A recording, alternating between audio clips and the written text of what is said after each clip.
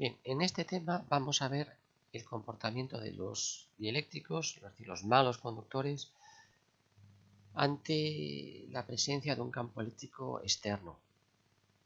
Vamos a suponer que tenemos un material no conductor, en donde recordad que las cargas están fuertemente ligadas en torno a su posición de equilibrio y se desplazan solo muy ligeramente, que tiene un número de moléculas n minúscula, un volumen V y por tanto una densidad de moléculas que es el cociente de ambas cantidades. Bajo la acción del campo externo, según el tiempo pasa, ¿qué ocurre? Bueno, pues inicialmente tenemos este material que tiene un volumen V y que, como veis, pues tiene como 7 moléculas. Estas cargas están fuertemente ligadas. Si le sometemos ahora a un campo externo, pues se forman dipolos, si es que no los hubiera de forma permanente, y se alinean con el campo. De forma que la molécula pues tiene esa forma que veis ahí. Una carga positiva a favor del campo y una carga negativa en contra del campo. Aparece una carga de polarización en la superficie. Esa carga pues podemos denotarla por Q mayúscula pol, de polarización, o si lo que nos interesa es la carga sobre la superficie, es decir, por unidad de superficie, pues podemos denotar esa carga de polarización que ha aparecido ahora como sigma pol, es decir, la densidad superficial de polarización. Decimos que el material pues se ha polarizado. Fijaos que la carga neta dentro pues sigue siendo cero, no tenemos tanta carga positiva como negativa. Bueno, ¿cómo podemos formalizar todo esto con lo que ya sabemos?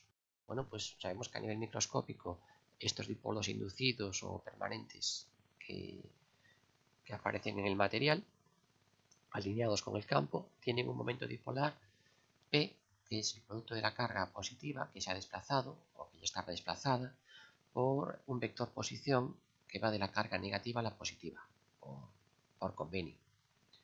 De manera que en el material de pronto aparecen estos vectores a nivel microscópico.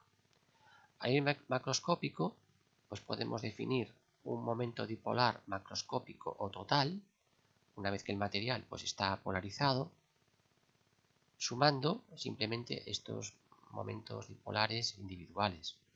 Si todos son iguales, pues simplemente será el momento dipolar de uno de ellos por el número de las moléculas que tengamos en el material, o bien en función de la densidad, pues la densidad, el volumen o el momento de uno de ellos. Muchas veces, en lugar de utilizar esta magnitud, es más interesante utilizar lo que se denomina el momento dipolar total por unidad de volumen, el vector polarización. Fijaos que en ese caso el volumen se nos cancela y tenemos una magnitud macroscópica que no depende del volumen. Aparece así un nuevo vector en el material, que es el vector polarización.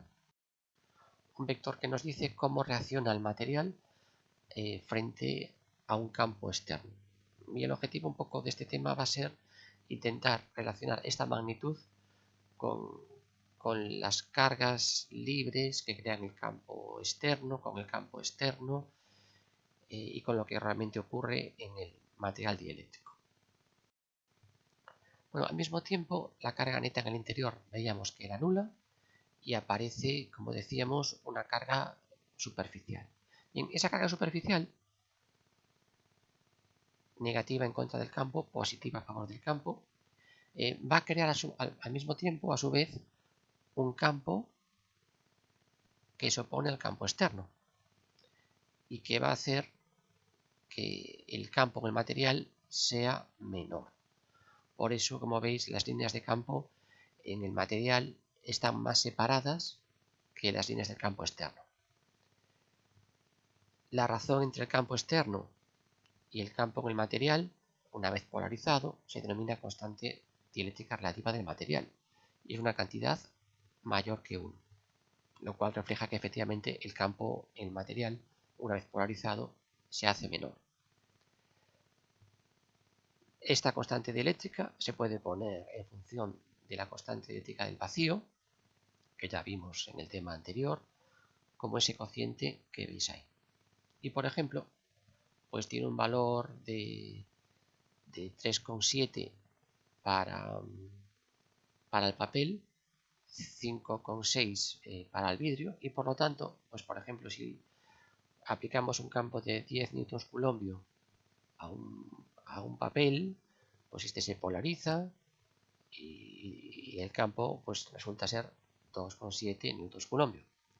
Y si es un pedazo de vidrio, pues es todavía menor el campo y es 1,8 newtons coulombio.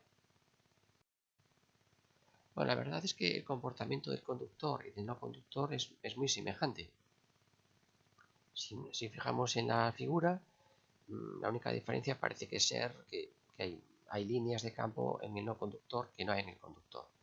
Vamos a ver una comparación semigráfica de estos dos comportamientos.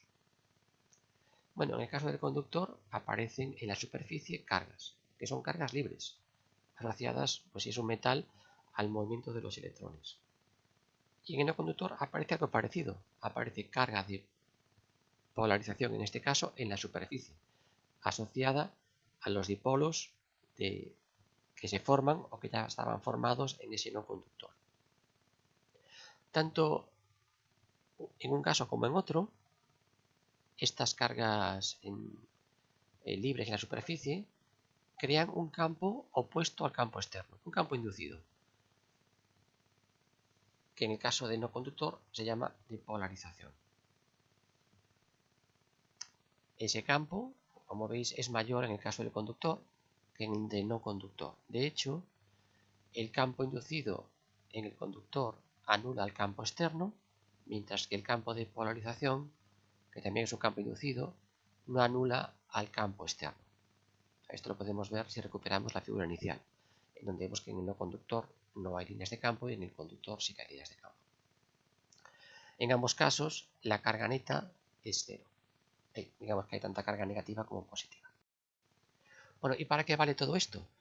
Bueno, para muchas cosas, pero la principal aplicación que vamos a ver en este tema es que al introducir entre las armaduras de un condensador que antes teníamos vacío un material dieléctrico, vamos a ver que la capacidad aumenta.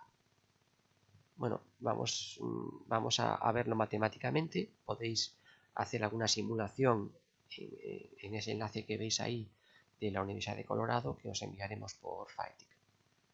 Si vemos la figura que está un poco más abajo, observamos que con vacío efectivamente la densidad de líneas de campo es mayor que con dieléctrico. Bueno, el campo en el caso eléctrico está disminuyendo y disminuye según la constante dieléctrica del material, como vimos hace un ratito haciendo unos cálculos numéricos sencillos. Veamos entonces qué pasa con la... Bueno, pues calculemos la diferencia de potencial entre las armaduras del condensador. En ambos casos, esa diferencia de potencial es la circulación del campo eléctrico entre la armadura positiva y la negativa, tanto para el caso con vacío como para el caso con dieléctrico. Como podemos tomar cualquier línea que una esas dos armaduras, vamos a tomar una línea recta que es la dirección del campo. El campo en ambos casos es constante y el producto escalar del campo por el vector línea, tomando esa línea coincidente con la dirección del campo, es meramente un producto de módulos. Podemos sacar para fuera de integral el campo externo, como muchas veces hemos hecho, y nos queda la integral de la diferencial del elemento de línea, que es la línea. Una línea que tiene una longitud d. Entonces, en ambos casos, la diferencia potencial es el campo por esa distancia entre armaduras. Si dividimos, esa distancia entre armaduras se cancela y nos queda que la diferencia potencial entre armaduras es igual a la constante dieléctrica relativa del material. Con lo cual, la diferencia potencial efectivamente está disminuyendo en un factor 1 partido por epsilon sub r.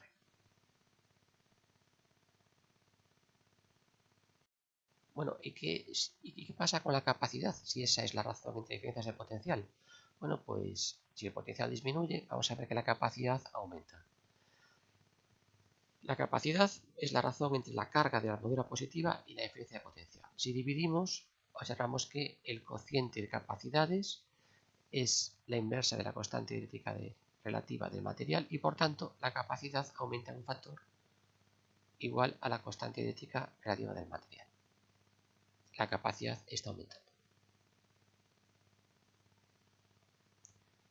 Por ejemplo, si tuviéramos una capacidad de 1 faradio en un condensador plano, que ya hemos visto que es una capacidad muy grande, pues tendríamos que si metemos papel entre las armaduras de condensador plano, la capacidad casi se hace 4 veces mayor, y si es vidrio, casi 6 veces mayor. Bueno, aquí tenéis una transparencia con diferentes condensadores en donde, bueno, pues efectivamente el dieléctrico es distinto, ¿no? Hay varios cerámicos, polipropileno, poliéster, tántalo, o mismo el electrolítico que utilizasteis en el laboratorio. Fijaos que la capacidad de todos ellos efectivamente es muy pequeña, picofaradio, nanofaradio, microfaradio.